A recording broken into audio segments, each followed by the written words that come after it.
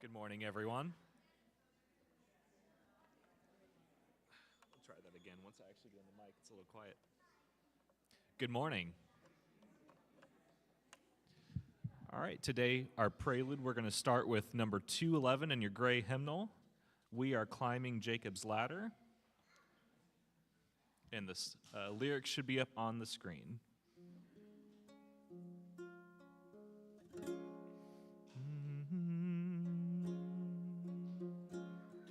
We are climbing Jacob's ladder. We are climbing Jacob's ladder. We are climbing Jacob's ladder. We are climbing on. Every round goes higher, higher. Every round goes higher, higher. Every round goes higher, higher. We are climbing on. If I stumble, will you help me? If I stumble, will you help me? If I stumble, will you help me? We are climbing on. Though the road is steep and rugged, though the road is steep and rugged, though the road is steep and rugged, we are climbing on. We are climbing Jacob's ladder. We are climbing Jacob's ladder. We are climbing Jacob's ladder. We are climbing on.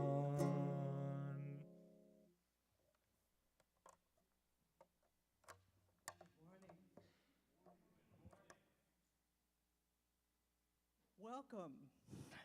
That's the first thing to say. And wasn't the little bit of rain we got also welcome? I know we all hoped for more, but we can still hope that there will be more. Welcome to the Unitarian Universalist Church of the Brazos Valley. If you'd like shorter ways of identifying ourselves, we're UUCBV or Brazos UU. My name is Carolyn Clark, and it's my privilege to be worship assistant this morning. We are a welcoming congregation, which means we celebrate and welcome all people across diversities of race, gender, sexual identities, age, ability, immigration status, and belief. We are also a congregation working for reproductive justice. So, whoever you are, wherever you have come from, and wherever you are on life's journey, you are welcome here.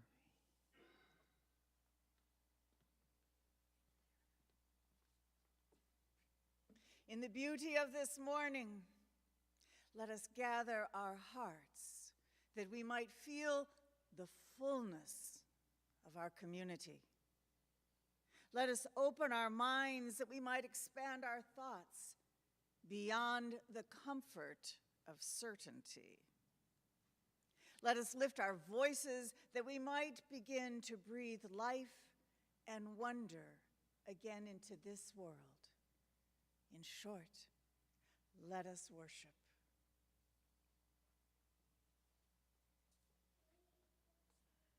It's so wonderful to have Reverend Nell back visiting us. We really appreciate that. It's time to light our chalice, and Zeb is our chalice lighter. Nell, would you mind helping? Well, Zeb and his mom can probably handle it okay.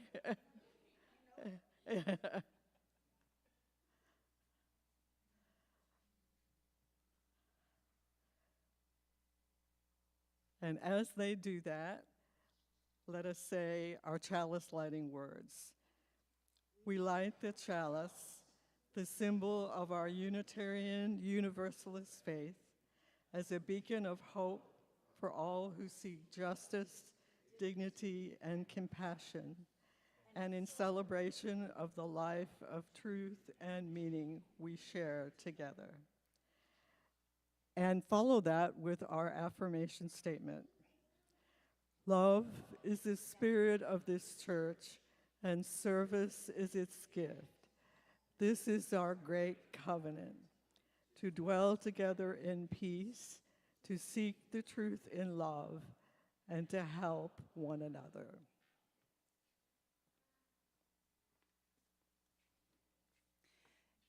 As Unitarian Universalists, we believe that there is a spark of the divine in every person and every being.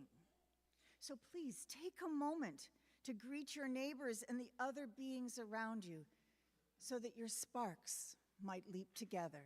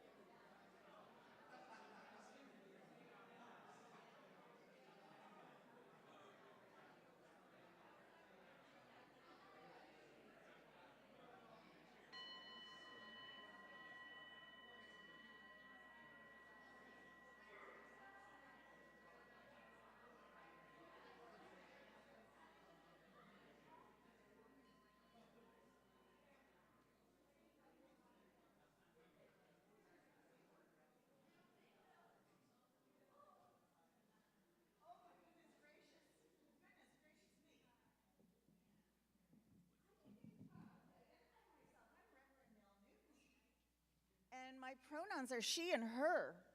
And I've been waiting all week to be with you and to tell you this story. Do I have enough strength? Because I'm kind of a free-range preacher. Okay. All right, I'm just going to work with this area right here.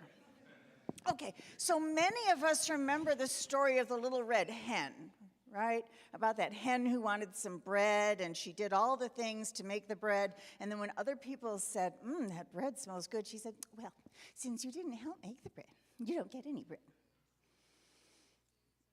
Well, we've kept chickens for about 30 years now, and I've observed chickens a lot more.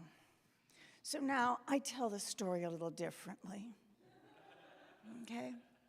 So once upon a time, there was the little red hen, and she just decided she wanted a freshly baked loaf of bread, because she got into the whole sourdough thing, and but she also liked some, regular sweet bread too.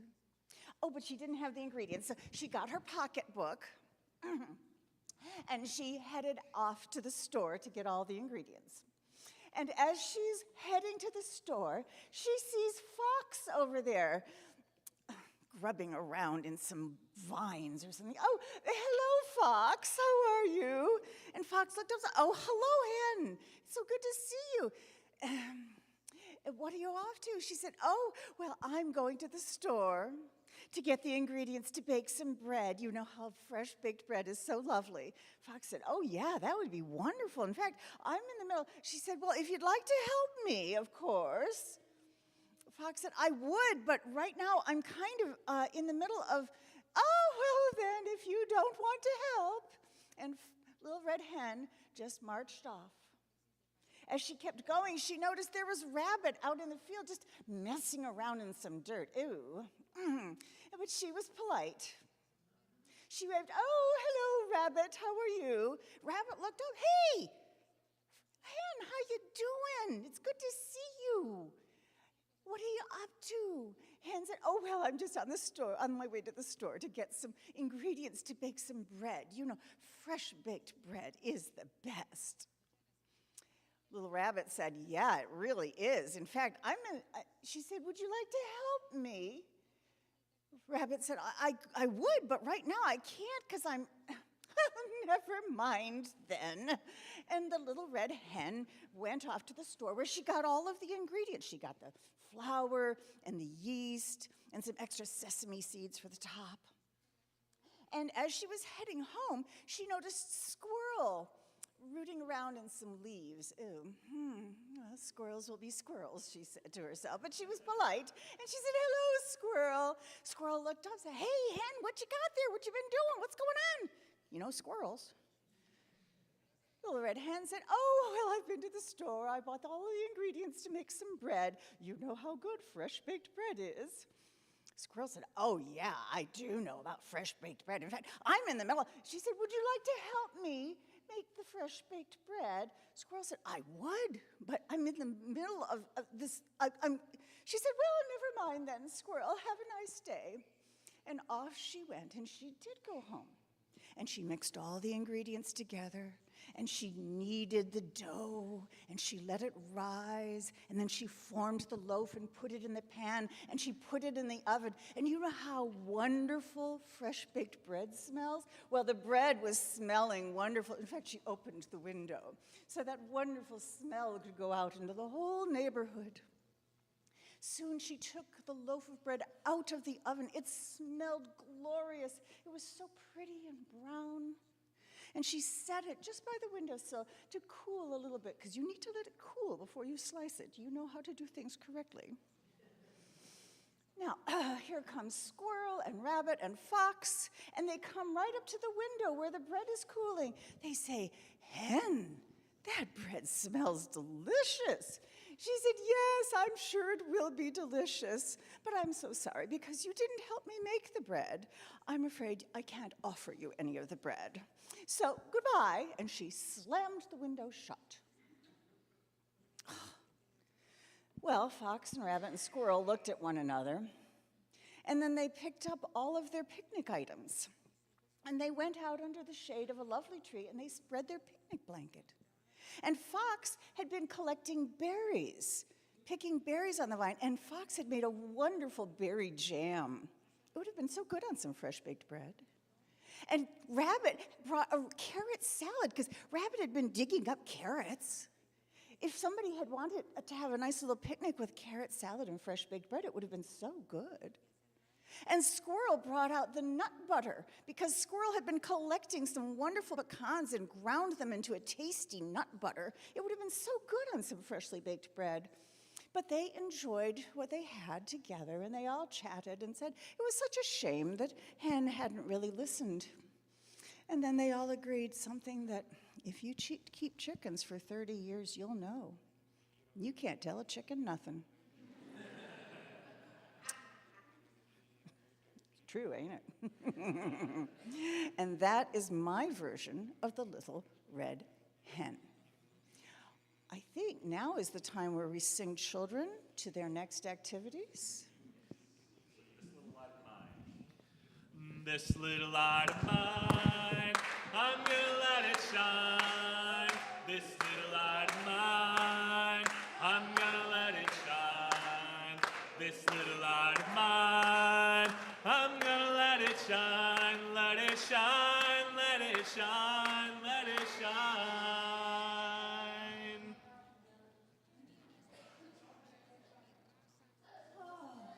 Oh, yes. Sometimes it is hard to make these transitions. I understand. I give thanks for the rains yesterday and rains to come. And I am worried about my neighbor, my friend, who's basically trapped inside her house. This is where my heart is living, in between gratitude and fear. Which is why I must ask you, how is your heart? Is it also caught between gratitude and worry, calm and distress? However your heart, you have brought it to a good place where your whole self is seen as holy.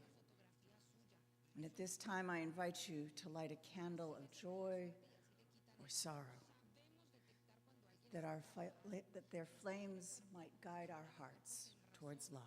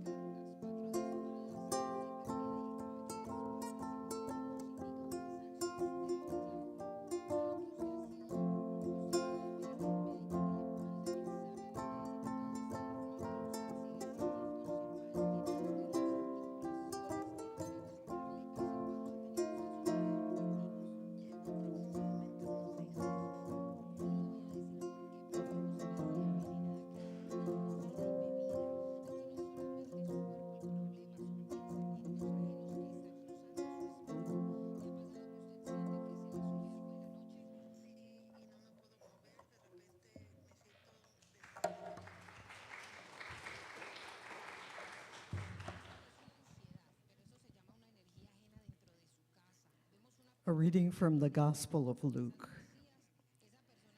When Jesus saw the crowds, he went up the mountain, and after he sat down, his disciples came to him, and he began to speak and taught them, saying, "Blessed are the poor in spirit, for theirs is the kingdom of heaven.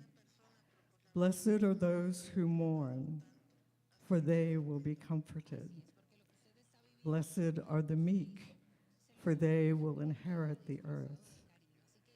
Blessed are those who hunger and thirst for righteousness, for they shall be filled. Blessed are the merciful, for they will receive mercy.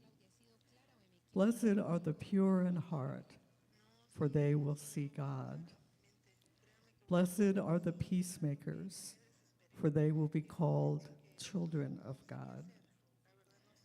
Blessed are those who are persecuted for the sake of righteousness, for theirs is the kingdom of heaven.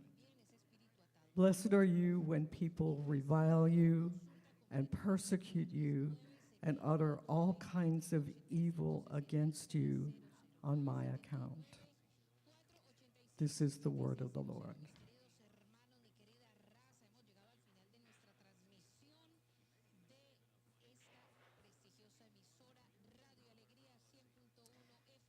So, growing up Unitarian Universalist in the 1960s, Jesus was not a central figure in our household or in our mostly humanist congregation. I heard stories a few times when I went to church with my grandmother, but as a UU kid, I was a little suspicious because it seemed to me that the people who talked about Jesus the most were conservative, Republican, and white. It wasn't until I was nearly grown that I learned that Jesus was an actual human who lived, and that the Jewish and Christian scriptures were written by many, many different people, and there were many different translations. And it wasn't until I fell in with some Quakers that I met people I could see were fierce, humble, liberal Christians who were attempting to live as Jesus taught. And that changed my mind and my heart. You see, part of maturing as a Unitarian Universalist is going and unpacking your religious past. And when we do that unpacking, we have to reckon with the good and the bad and the transient and the permanent. And often, because of our culture, we'll find a few different versions of Jesus that we're carrying from our past. And I would say it behooves us to figure out which Jesus we're going to carry forward, okay? So let me introduce you to a few Jesuses. See if you recognize any of them, okay? There is the loving Jesus who told stories about sheep and who healed the sick. And he is the Jesus who placed love above law, challenging the strictures of the Hebrew laws and cultures that would keep people separate. This is the gentle Jesus who welcomes the children and reminds us that even those we despise, like those awful Samaritans, they are our neighbors, and we must love them. The loving Jesus is often painted as beautiful and vulnerable, innocent and mild. This is the Jesus that is shared with young children. There is the teacher Jesus, who Reverend Meg introduced me to as Rabbi Jesus. Rabbi Jesus dropped hot lessons in the temple, which was a little awkward because he was a young upstart nobody. And his teaching came as parables, and he even taught women. And he was charismatic, and he was wise, and he drew crowds, and he, again, stripped down the laws of Moses to the simplest imperative. Love your God with all your heart and all your strength, and love your neighbor as you love yourself.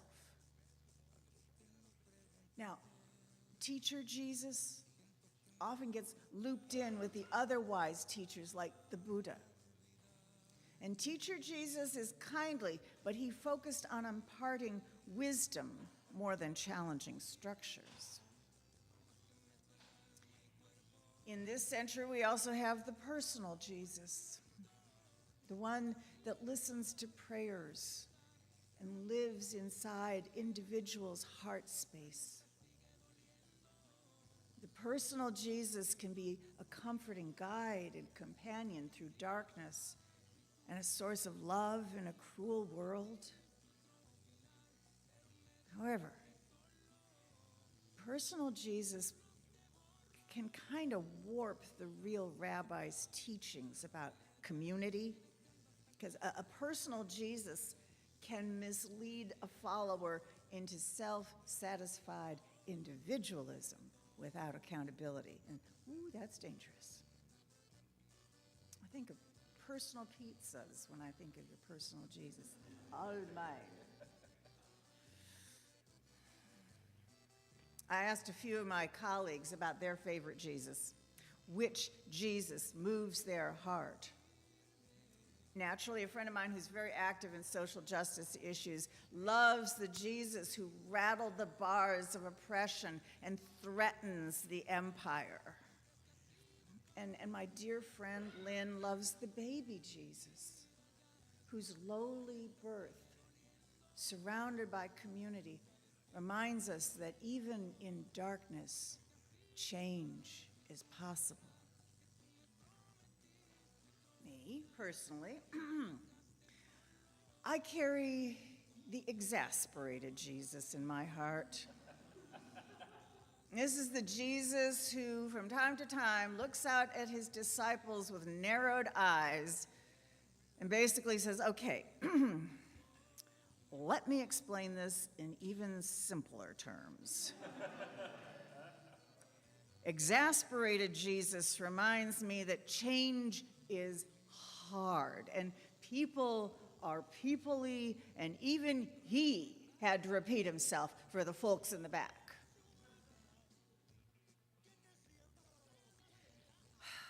There are days. Some Unitarian Universalists are more comfortable trying to pin down the historical Jesus, like Thomas Jefferson, who went and cut up Bibles to assemble only the actual words of Jesus. Or the Jesus documented by scholars who are studying the historical Jesus and help us to start to understand the historical socio-political context that he lived in. They show him as a lower status Jew living in Roman-occupied Galilee. He was neither a god nor a buddy, but his teachings ignited a religious movement among the poor. However, studying the historical Jesus can feel safer if he becomes the object to be studied, not the lesson to be learned, which would be a shame because using better translations, scholars have done the work to bring forth the really powerful lessons of Jesus. What made him so subversive? You see, if we did not have the scholars, we'd only have the Jesus that empire wants us to have. If not for the scholars, we might only have the religion about Jesus rather than the religion taught by Jesus. And these are two very different things. If not for the scholars, we would miss the way that Jesus is working to subvert Roman colonizers. In the book of Mark, he teaches disruptive, nonviolent resistance. You see, under Roman occupation, a soldier could order a poor person, a poor civilian, to carry their pack for up to, but not more than 1 mile. any distance beyond that, and the soldier could be arrested for taking advantage of their situation. So to go the second mile means to carry the pack to the detriment of their oppressor. If you are asked to carry the pack, go the extra mile. Get him in trouble. Now, this comes only if you understand the scriptures, only if you understand the context and the laws that he was working to upend at that time. So now, given that there are so many ways to examine the scriptures and parse the translations and apply the teachings to our own lives, it becomes our work to discern what of Jesus we're going to carry along with us. Remember, just like you wouldn't want to carry a suitcase full of clothes that no longer fit, you need to examine your theological suitcase to determine which Jesus to bring along on your journey. Okay? Now, this might require you going off to the Christian scriptures again, but I recommend use a study Bible with all the translation notes and I love the ones with the maps. Or go and pick up a book written by scholars like Bart Ehrman, right? And who explain the historical context of working with more accurate translations. Okay? Scholars like Bart Ehrman or Walter Wink, who show that Jesus cannot be understood outside of his context and who does not cooperate with his oppressor. Or you can go and listen to some of the liberal Christian preachers like the Reverend Dr. Jim Rigby at St. Andrews in Austin. Does anybody follow him on Facebook? Whew. You could also tune in and watch Reverend Dr. Otis Moss III at Trinity United Church of Christ up in Chicago. You could even pick up some of the books and writings by contemporary UU Christians. We have UU Christians, and they write amazing things. Like my favorite is this book of daily reflections from Reverend Carlton Smith.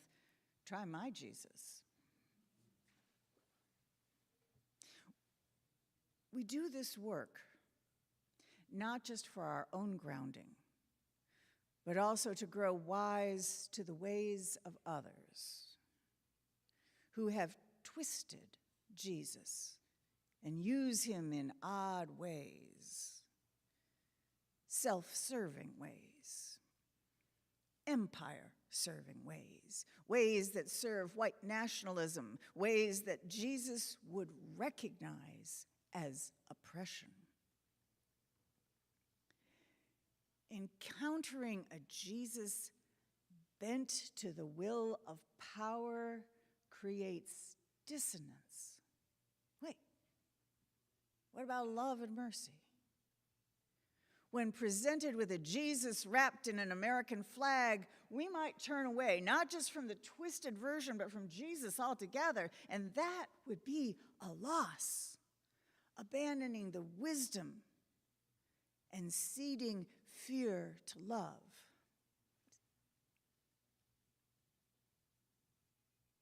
I flip that around. Ceding love to fear. And what are we to do when people defend their right to hate and their need to mistrust their neighbor and say that this is their obedience to Jesus? What are we to do with that? When our family, when our neighbor says something hateful in the name of Jesus, we are to pity them, for they have lost their faith in love and they have given their hearts to empire. They might feel secure. They might even chastise their preacher for being too woke when he recites the Beatitudes, but they are no longer following Jesus. They are following greed and power because being Christian is just too damn hard. It is hard to love your neighbor. It is hard to love your God with all your heart and your strength. It is hard to love your neighbor as you love yourself. It is hard to not retaliate and to choose violence. It is hard to live as if all are beloved. Now, because of what went down at the Council of Nicaea in 325 AD, Booyah, I am not considered a Christian, but I still consider myself blessed to learn from the teachings of Rabbi Jesus. And in the end, for me, as a Unitarian and a Universalist, that is enough for me. What might be enough for you? It's a worthy question. In the meantime, here are the words from my colleague, Reverend Carlton Smith, who is a follower of Jesus. He writes, "Peace, friends. Love sent me, and I send you. Take love in. Because you have love in your hearts, you have the power to forgive. With the love in your heart, what are you ready to heal through forgiveness?" That's a good question, too. May it be so. Blessed be. Amen. And let us prepare for our next hymn, number 276, O Young and Fearless Prophet.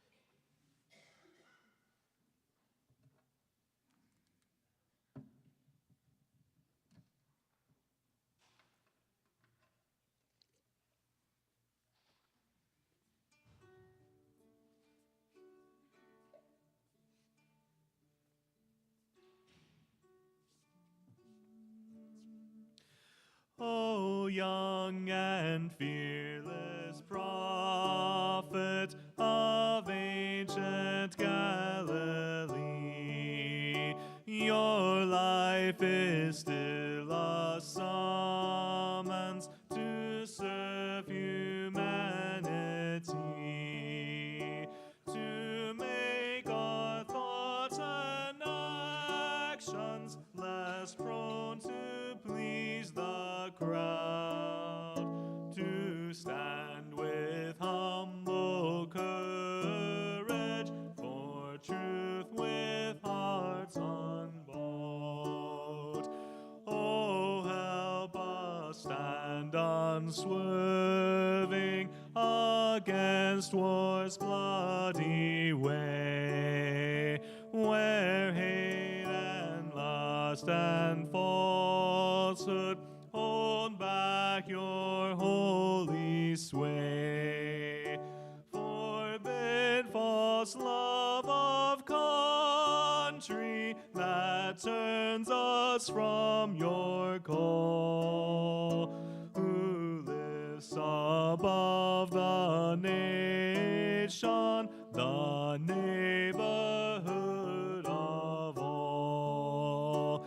Create in us the splendor that dawns when hearts are kind, that knows not race nor station as boundaries of the mind, that learns to value beauty in heart or mind or soul, and longs to see God's children as sacred, perfect whole. Stir up in us a protest against unneeded wealth, for some go starved and hungry, who plead for work and health. Once more give us your challenge above our noisy day, and come to lead us forward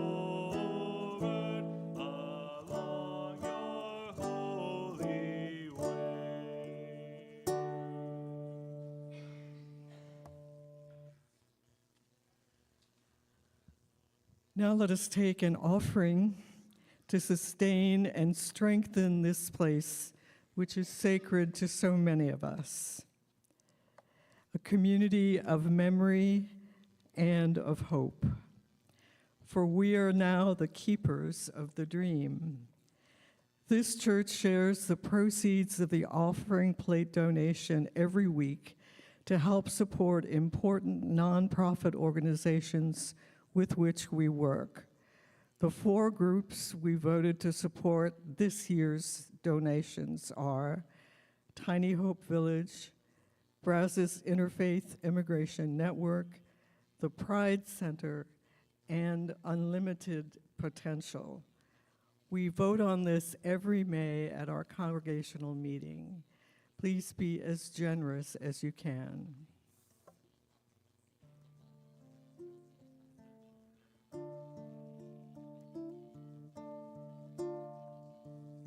If you'd like to sing, you can sing number 261 in your hymnal, When Jesus Wept.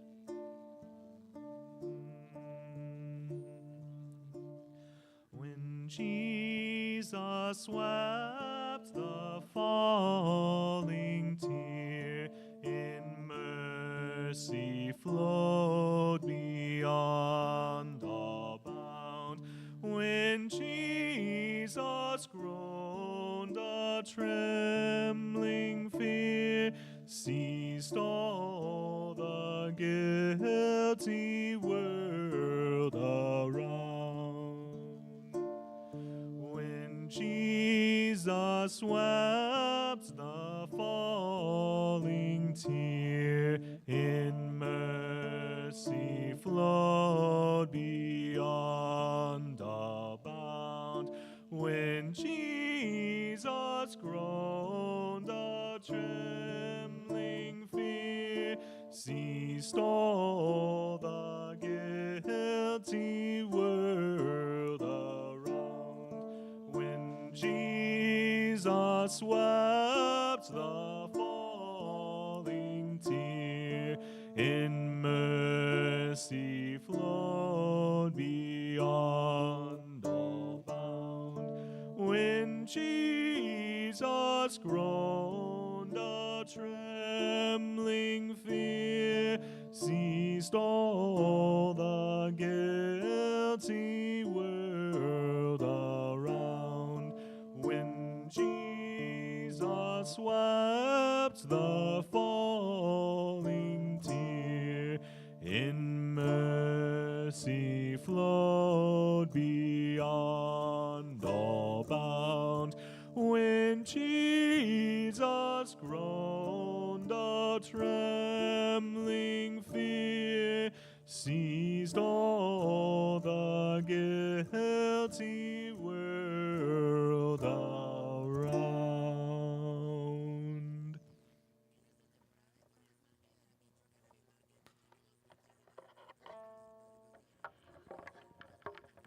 We give thanks for these gifts that we have given, for those we receive, and especially we give thanks for each other.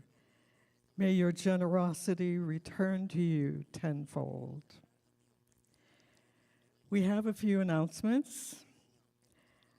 Our next membership class is today at noon. Please join us back here in the chapel. So I believe lunch is provided and childcare is provided, so you will be fully taken care of. There are many ways to help out with the new Helping Hand food pantry. Talk to Joyce, Lucy. Lucy, I know you're here. Raise your hand. Thank you. I know Joyce is not here today. Diamantina and Liz are also part of this and not here today. For more options, or find a link to the volunteer sign up in our eCast. I should add that this pantry was designed for the students at Blinn College, but anyone who comes through the door will be served. So please spread the word. Pam Johnson has generously donated a table for UUCBV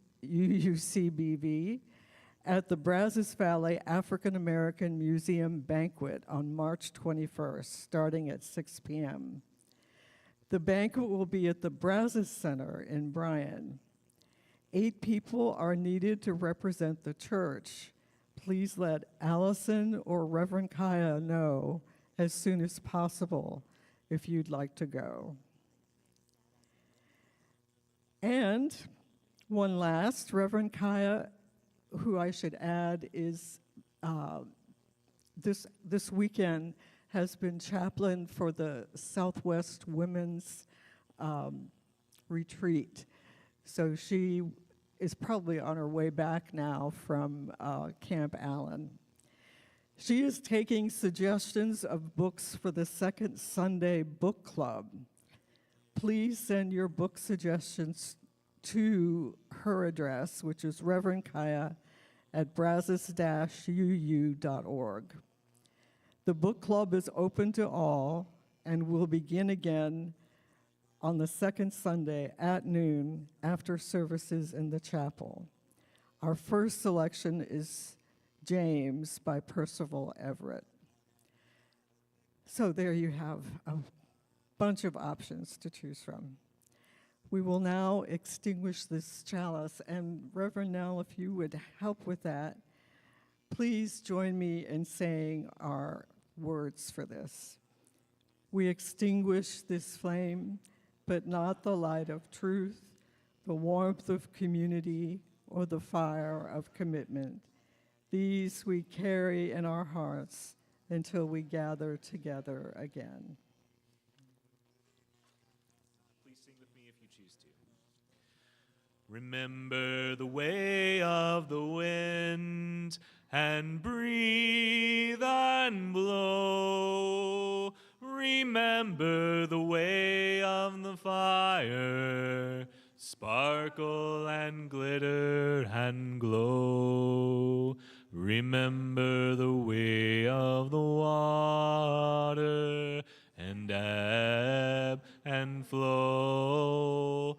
Remember the way of the earth, and grow.